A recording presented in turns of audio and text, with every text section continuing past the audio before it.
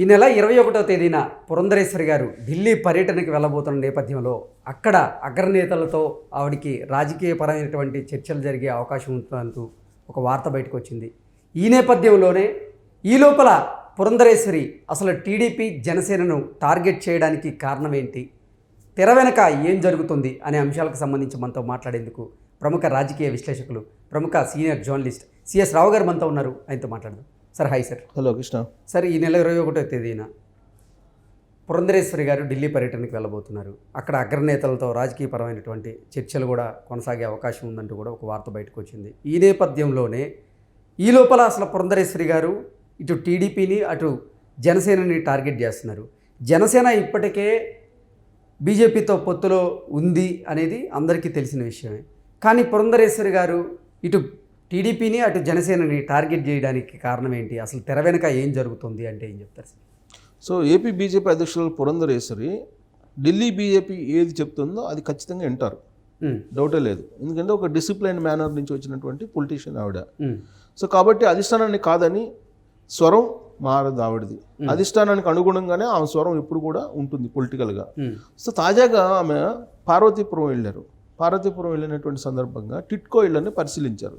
టిట్కో ఇళ్లను పరిశీలించడానికి వెళ్తే అక్కడ నిషేధిత ప్రాంతం అని చెప్పి బోర్డు పెట్టింది ఇప్పుడు ఉండేటువంటి ప్రభుత్వం.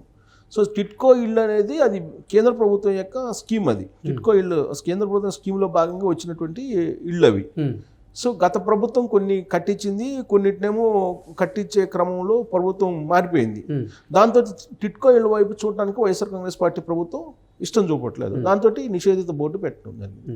దాని మీద ఆమె ఆగ్రహం వ్యక్తం చేస్తూ మాట్లాడారు.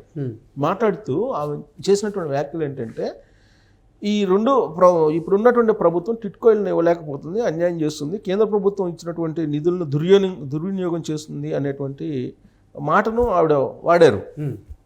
అంటే వైఎస్ఆర్ కాంగ్రెస్ పార్టీని టార్గెట్ చేస్తుంది. ఆమె బీజేపీ అధ్యక్షురాలుగా బాధ్యతలు చేపట్టినప్పటి నుంచి కూడా వైఎస్ఆర్ కాంగ్రెస్ పార్టీ ప్రభుత్వాన్ని టార్గెట్ చేస్తూనే ముందుకు వెళ్తుంది. సహజంగా విపక్షంలో ఉన్నటువంటి పార్టీలు అధికార పక్షాన్ని టార్గెట్ చేయడం, అధికార పక్షం తీసుకున్నటువంటి నిర్ణయాలను విమర్శించడం, ప్రజా వ్యతిరేక విధానాలని వెలుగెత్తి చాటం, ఇవన్నీ కామన్గా జరుగుతూ ఉంటాయి. అందులో భాగంగానే పురంధరేశ్వరి వైఎస్ఆర్ కాంగ్రెస్ పార్టీ ప్రభుత్వం మీద, వైఎస్ఆర్ కాంగ్రెస్ పార్టీ ప్రభుత్వం చేసినటువంటి ప్రజా వ్యతిరేక విధానాల మీద ఆమె గొంతు విప్పారు. ఆమె పోరాడుతున్నారు, జిల్లాలో పర్యటనలు చేస్తున్నారు. ఆ సందర్భంగా ఆవిడ మద్యం సంబంధించినటువంటి మాఫియాని మొట్టమొదట బయటపెట్టారు. ఆ తర్వాత ఇసుక సంబంధించినటువంటి మాఫియాని బయటపెట్టారు. సో ఈ క్రమంలో ఆమె మీద అనేక రకాల విమర్శలు చేయడం జరిగింది.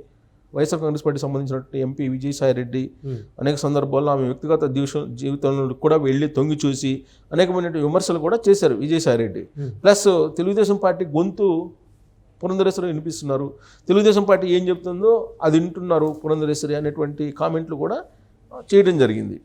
సో తెలుగుదేశం పార్టీ కోసం పనిచేస్తున్నారా అనే ఆరోపణలు కూడా ఆమె వైఎస్ఆర్ కాంగ్రెస్ పార్టీని ఎదుర్కొన్నారు. సో వైఎస్ఆర్ కాంగ్రెస్ పార్టీ ఎలాంటి ఆరోపణలు చేసినా కానీ ఆమె ప్రజా వ్యతిరేక విధానాలు ఏవైతే చేస్తుందో వైఎస్ఆర్ కాంగ్రెస్ పార్టీ ఆ దిశగానే ఆవిడ వెళ్తూ ఉన్నారు, పోరాటాలు చేస్తూ ఉన్నారు.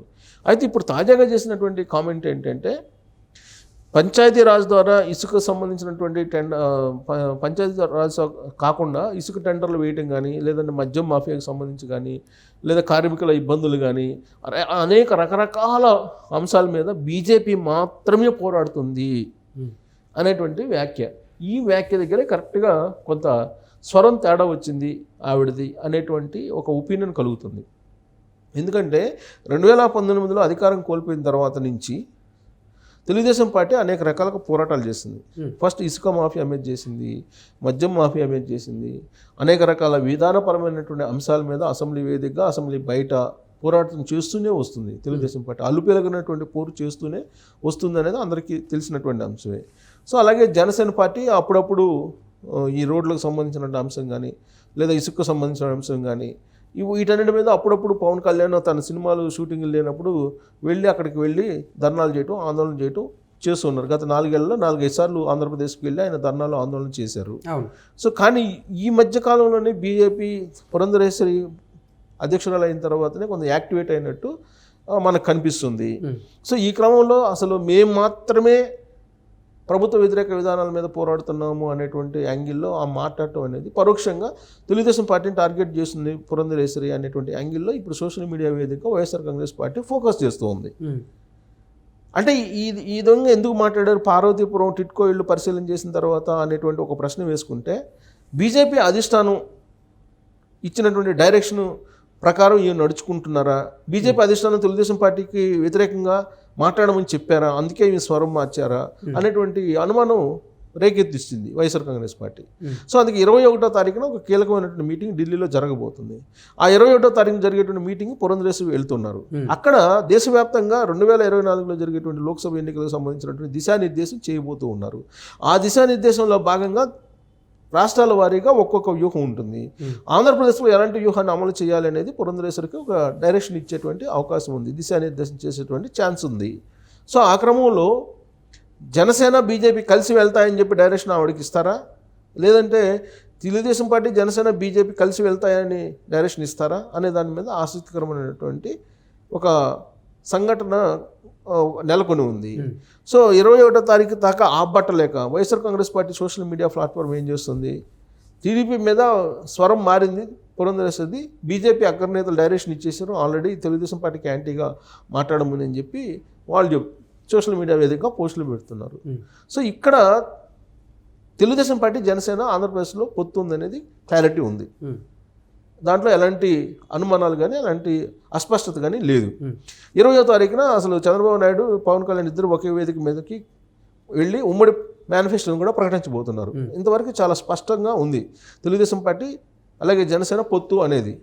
అయితే బీజేపీ పరిస్థితి ఏంది, బీజేపీ ఈ రెండు పార్టీలతో కలిసి వెళ్తుందా, లేదంటే సింగిల్గా వెళ్తుందా, లేదంటే పరోక్షంగా వైఎస్ఆర్ కాంగ్రెస్ పార్టీకి మద్దతు ఇస్తున్నారు 2019 మాదిరిగా అనేది రకరకాల ఈక్వేషన్స్ కనిపిస్తూ ఉన్నాయి.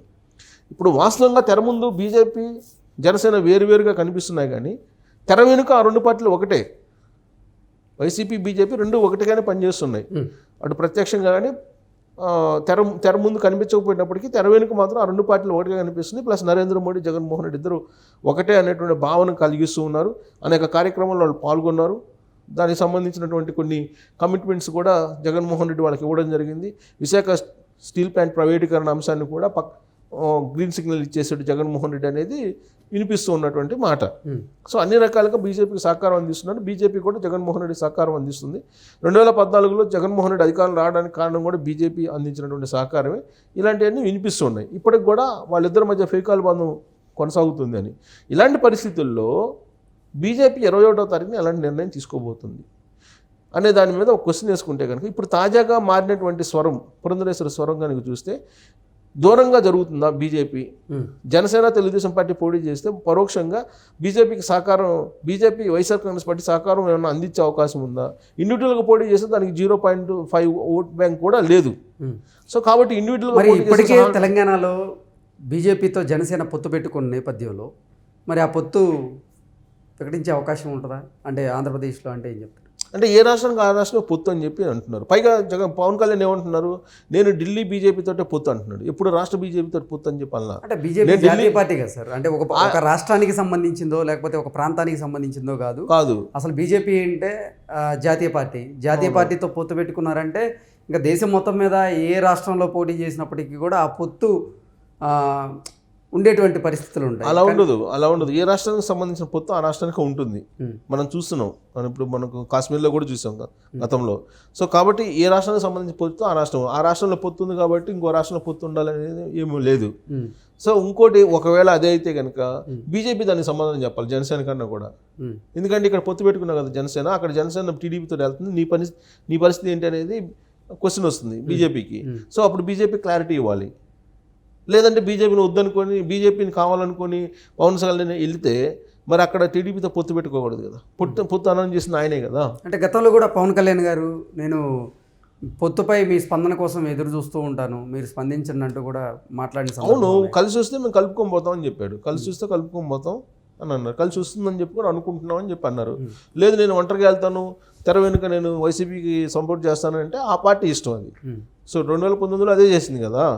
సో అలా చేస్తుందా, లేదంటే ఈ రెండు పార్టీలతో కలిసి వస్తుందా అంటే బీజేపీ తెలుగుదేశం పార్టీతో కలిసి వచ్చేటువంటి అవకాశం ఉంది. బీజేపీ తెలుగుదేశం జనసేన ఆ మూడు కలిసి ఎన్నికలకు వెళ్ళే అవకాశం ఎక్కువ ఉందనేది మనకు అర్థమవుతుంది. కానీ ఇప్పుడు తాజాగా పురంధరేశ్వరి స్వరం మారిందని చెప్పి వైఎస్ఆర్ కాంగ్రెస్ పార్టీ సోషల్ మీడియాలో జరుగుతున్నటువంటి ప్రచారం నిజమైతే అప్పుడు జనసేన తెలుగుదేశం పార్టీ మాత్రమే ఉండేటువంటి అవకాశం ఉంది పొత్తులో. లేదంటే జనసేన నన్ను పిలిచి మళ్ళీ పొత్తు తెలుగుదేశం పార్టీ నుంచి దూరంగా వచ్చేసి బీజేపీతో పట్టుకొని వెళ్తారా అని అంటే వెళ్ళినా కానీ రిజల్ట్ ఎలా ఉంటుందో అందరికీ తెలుసు.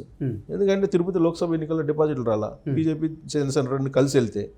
సో ఇలాంటి పరిస్థితుల్లో నేను ఢిల్లీ అందుకే పవన్ కళ్యాణ్ చాలా తెలివిగా ఏమంటున్నారంటే నేను ఢిల్లీ బీజేపీతో మాత్రమే పొత్తు అని చెప్తున్నాడు ఆయన మొదటి నుంచి కూడా.